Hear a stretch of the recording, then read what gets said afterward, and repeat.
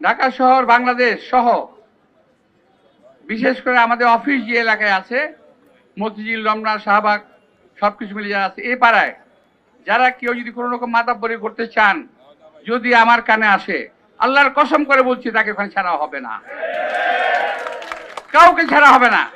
কেউ যদি মনে করেন যে রাজত্ব পেয়ে গেছেন, এটা ঠিক হবে না। এটা রাজত্ব নয়, অনেক কষ্টের ফসল আজকে আমাদের এই অবস্থা। অনেক কষ্টের ফসল দেশনেত্রী বেগম খালেদা জিয়ার মুক্তি, অনেক কষ্টের ফসল আমাদের নেতৃবৃন্দের মুক্তি। এই কষ্টের ফসল বিফলে যেতে দেওয়া হবে না। আপনি কথা মনে রাখবেন, দলের যদি প্রেস্টিজ না থাকে, আমার নেতার যদি প্রেস্টিজ না থাকে, আপনারও কোনো প্রেস্টিজ থাকবে না। এই কথাটা মনে রেখে যার যার এলাকা, আমি বহুবার বলেছি, আজও বলি, যার যার এলাকায় গিয়ে